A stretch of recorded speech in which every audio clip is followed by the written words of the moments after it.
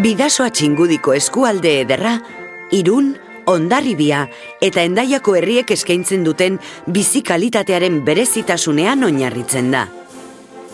Hiru hiriak Kantauri itsasoaren, Bidasoa ibaiaren eta Txingudi badiaren urek bustita egoteaz gainera, Larrun, Aiako harria eta Jaizkibel bezalako mendi ezagunek inguratuta daude.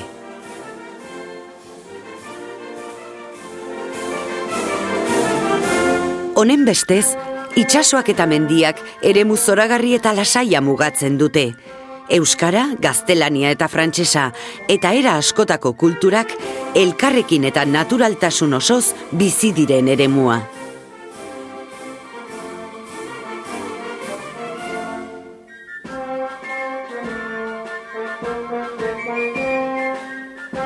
Txingudi badia, ur eremuko irudi ederrenak eta espazio natural baliotsuak biltzen diren inguru zoragarria, Bidasoa Txingudi mugaz gaindiko partzuergoaren bihotza da. 1988an sorturik, Bidasoa Txingudi partzuergoa Europako instituzioetan aurrenetakoa izan zen, estatu bitan egokituriko udalerrietako jarduerak koordinatzen. Eskualde honetako biztanleek egiazko arte bizi bihurtu dituzte bertako jai aspaldikoak. Hoien artean aipagarri dira, Ostiral Santuko prozesioa, Kutxaren zeremonia eta 1628 urtea gogoratzen duen arma erakustaldia Hondarribian, Irunen 1522 urteaz geroztik ospatzen den San Martzial alardea, hiri bereko euskal jira eta Hendaiako euskal bestak eta bitxintxoak. Alde zoragarri honetan kokatua, Hondarribia Atlantiko aldeko herri eder eta ikusgarrienetako bat dela esan dezakegu. Bertako hirigune historikoan erdiaroko kale eta eraikinak altxatzen dira. Garai bateko xarmari eutsi diote. Eta bertan aipagarri dira parrokia eliza eta egun turismo paradore bihurturiko gaztelua.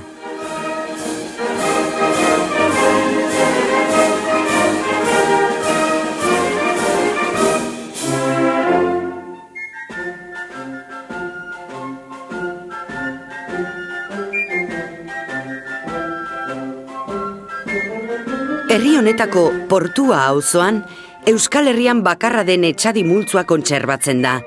Eta egiazko plazerra da arrantzaleen etxe koloretsuak ikustea, Kantauriko arrain honenetako batzuk dastatzen ditugun artean.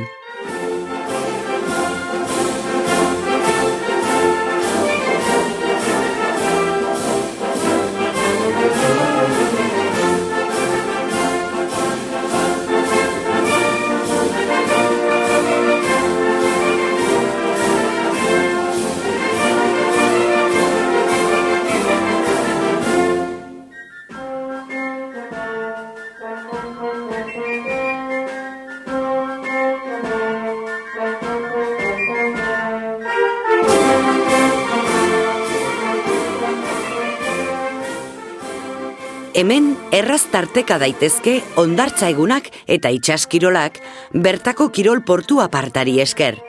Bestalde, bertan dago Guadalupeko gotorlekuari eta ermitari leku egiten dien mendialdea. Eta alde hau zoragarria da, nola mendizale ala txirrindularientzat.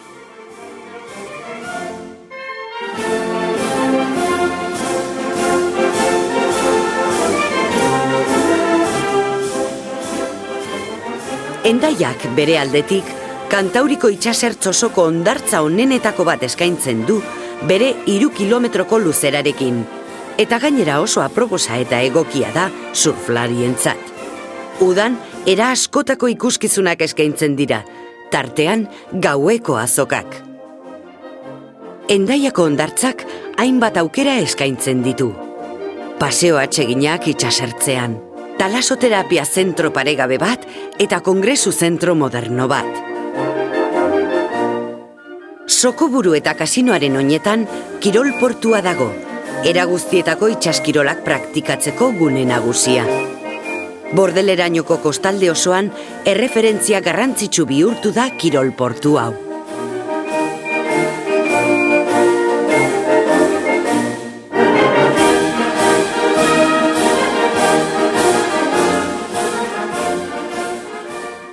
Hendaiak ustekabeko atsegin bat gordetzen du arkitekturaren ikuspuntutik. Antoine Dabadi gaztelua. Antoine Dabadi zientzilariak 19. mendearen erdialdera proiektatua, 40 hektareako eremu natural eder batean kokatua. Bertatik, Dunbak eta Loiako badia daude ikusgai. Bidasoa ibaian barna, Hendaia, Irun eta Hondarribia batzen dituen badiako bideari jarraiki, turista hirigunera iritsiko da. Eta bertan, Euskal Herriko gastronomiaren eta kirolaren aberastasunaren lekuko izanen da.